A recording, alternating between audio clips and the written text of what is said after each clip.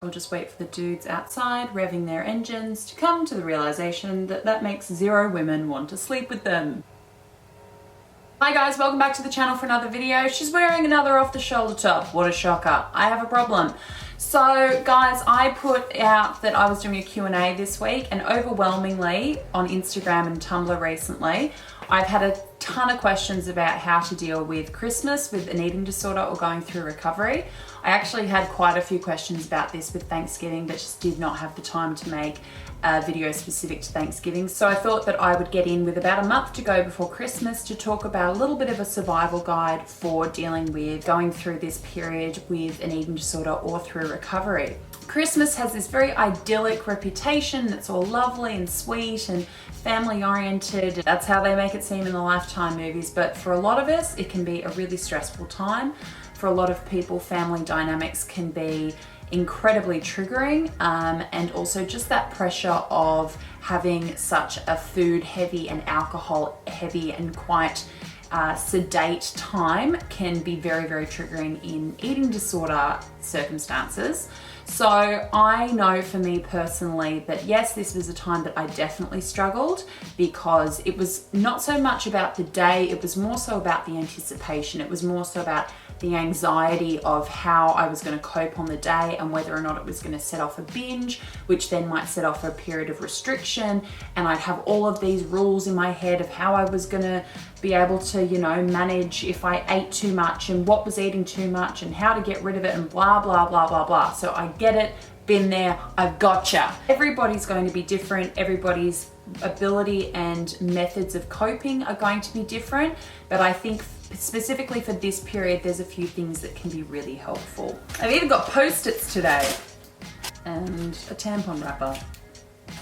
I think the first and most important thing is to just be quite accepting of the fact that this is a really overwhelming, anxious period for you. I think if you can acknowledge things that intimidate or overwhelm you or cause you anxiety, that in itself sort of takes a little bit of its power away from it. So I think just being really, really honest with yourself that yes, this is an overwhelming time. This is a time that is causing you anxiety and stress, and just acknowledging those feelings is super important. And then the next step is to realize that it's temporary. Christmas is temporary. This period is temporary. This time of stress with your family or whatever those triggers are, this is temporary. The next really important thing in this little unofficial survival guide is one that I have mentioned to a few people who contacted me directly about feeling overwhelmed by Thanksgiving, is to keep a list and physically to make a list of all the coping mechanisms and self-care tools that you have found effective, particularly at moments of real stress.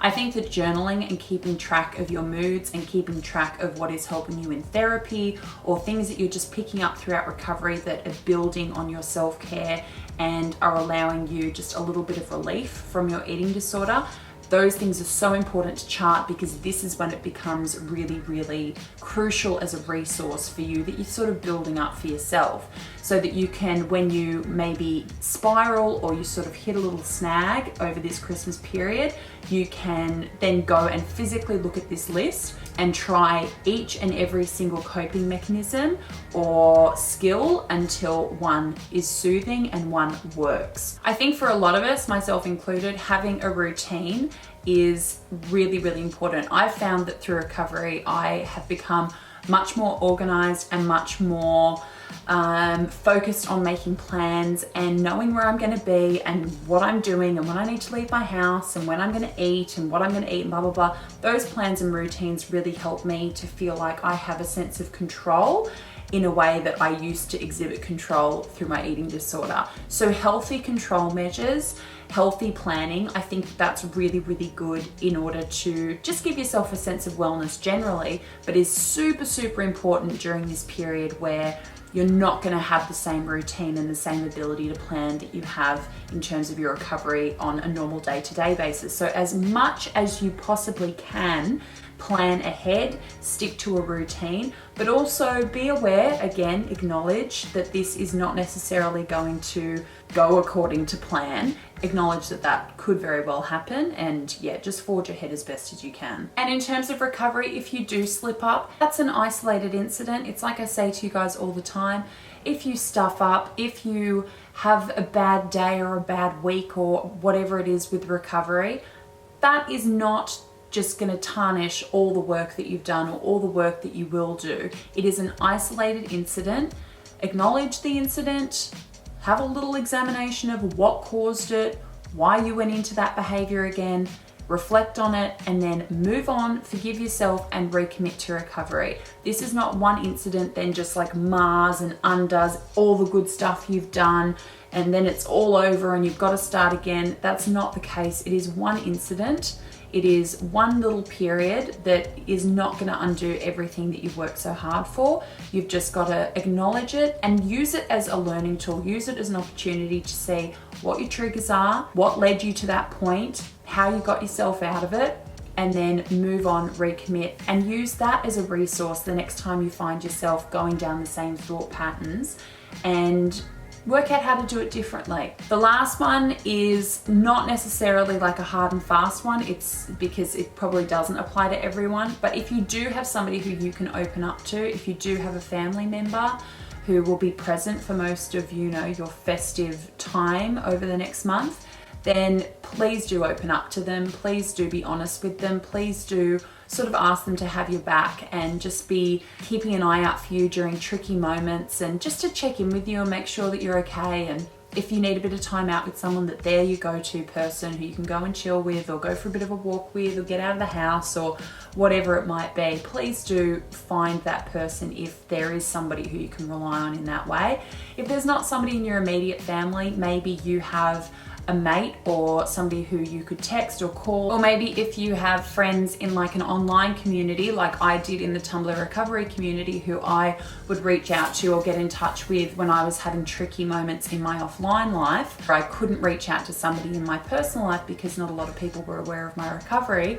I found that so helpful because they were non-judgmental, they were understanding. A lot of them would be in the same situation and was just so encouraging and so loving, and most importantly, non-judgmental. So just having somebody there who's got your back, who you know is just thinking of you and keeping an eye out for you and is there to just sort of like help you along and give you a bit of encouragement when you need it, I absolutely encourage you to find whoever that might be. That's super essential. And if you're lucky enough to have a family who are aware of your situation, communication is key, being honest is key, talking about your anxieties, about your hesitations, about your fear over the actual food or about family dynamics or whatever. If you are lucky enough to have a family who you can communicate with like that, please take advantage of it. You're incredibly fortunate to have that. I was lucky enough to be in that situation and consider myself extremely lucky that I had a very compassionate and supportive family who I could open up to. And I didn't always get that right, but I always found it was much better when I was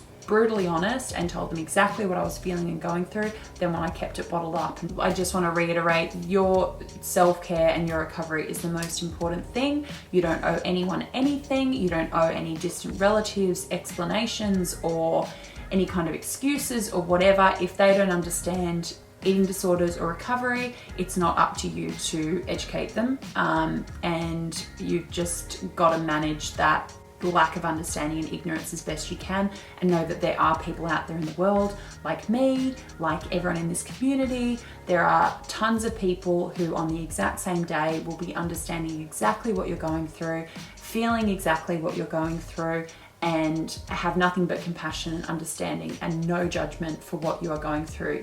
Your pain, your struggle, your bravery is legitimate, it is real, and nobody can undermine that. If you guys have any tips or any help for anyone who might be going through this, who might be really not looking forward to this Christmas period because of their eating disorder or their recovery, please shout out in the comments below. I promise that I will do the Q&A very soon. Keep sending me all of your questions, leave them in the comments. You can email me, you can send them to me on Instagram, on Tumblr, on Twitter. All those links are in the description box below. Come and follow me on all those links below. I shall see you guys this weekend with another video. I hope you enjoyed this survival guide. I hope that it was helpful. Let me know, give me a thumbs up. Remember to subscribe if you haven't already. See you guys this weekend. In the meantime, as always, much love and take care. Bye guys. Of course somebody beeps right at the end. Bye guys.